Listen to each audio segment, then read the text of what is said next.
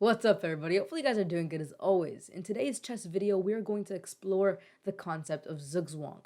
Now, if you open Google and search up what is zugzwang, you'll find, and I quote, a situation in which the obligation to make a move in one's turn is a serious, often decisive disadvantage. Now, especially if you've never seen an example of zugzwang, this definition might be very confusing. And so in today's video, I'm going to try to elaborate on this definition and also provide a real game example where zugzwang was used, so then in your real games you'll know when to use it to gain an advantage. Let's start with a real example. Here is a game where Ben Feingold has the white pieces and he's playing against Florian Felikin with the black ones. It was a game from 2009 in the Chicago Open. So let's go ahead and see what's going on here. The first thing I notice is that white has an extra pawn, but there's a big problem.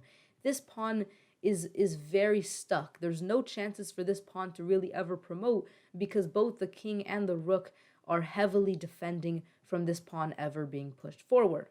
If I look at the rest of black's pieces, I notice that all of these pieces are also very much glued together. They're very compact and they're very stuck as well, which means that these pawns here really have no chance to promote either. So although white has an extra pawn, it doesn't seem like white can really do anything with this extra material as the position currently stands. And this is why it's so crucial that you use zugzwang here in order to take your extra material and really convert it to a win. And so another thing I noticed is that these two pawns here legally are not allowed to move. Legally, these two pawns cannot move. And I noticed that this bishop here also realistically cannot move. If this bishop ever moves, then that will come with a devastating result for black, because obviously the b4 pawn falls, and this pawn does have the potential to promote, unlike this pawn, and therefore white will be able to promote and win the game. And so this bishop, this pawn, and this other pawn are all stuck. If we look at the other pieces, although right now they're not stuck, what I do notice is that this king is very limited on spaces. This rook does a beautiful job, as well as the bishop and pawn, to really stop this king from moving to many places. In fact, g5 is the only legal move the king has. And this brings me, or brings Ben in this case, to the great realization that if you move king to f4, you stop this other king from going to g5, and therefore this king can't move. Like I previously mentioned, these pawns can't move, and this bishop can't move. And if this rook, if this rook moves, the whole reason that we're stopping this also means that now we can deliver checkmate. And so the rook can't move. The rook can't move because of checkmate. The king can't legally move. These pawns can't move because, again, legally they can't move. And so this bishop is the only piece that really, realistically, black will want to move here. And so black moves the bishop and white wins the pawn.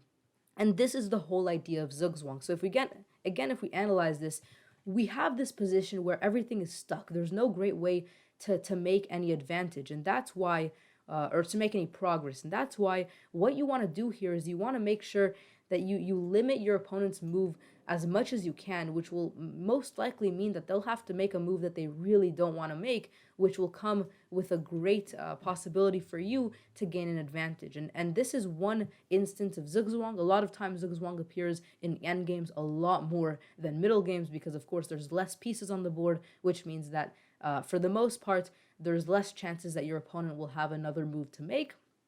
And if we look at how this game ended, well, once white picked off this pawn here, Ben easily managed to promote this other pawn here. Of course, I mean, it does take work, right? He's playing a great player, but the point is he does manage in the end to promote the pawn. He gets his rook into the game a little bit. And as you'll notice here, black resigns because there's really no hope. This king will be able to assist this pawn to promote.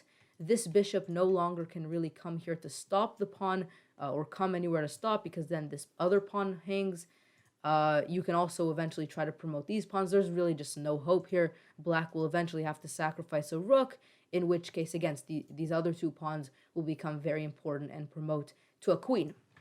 And so, once again, if we recap, you found a position where it's very hard to make progress, which is why you ended up using zugzwang to force your opponent to make a move, and the only legal move, or their best legal move that they could make, still comes with a horrible result for them. And so this was a game example. Hopefully this kind of redefined your understanding of what zugzwang is. Hopefully now you feel more comfortable realizing when you want to use zugzwang again. You want to use them in endgames where you notice that your opponent doesn't have too many legal moves to make. So hopefully this video was helpful to you. Make sure you guys subscribe, comment down below more ideas that you want to see in future videos, and I'll see you guys next time. Peace out.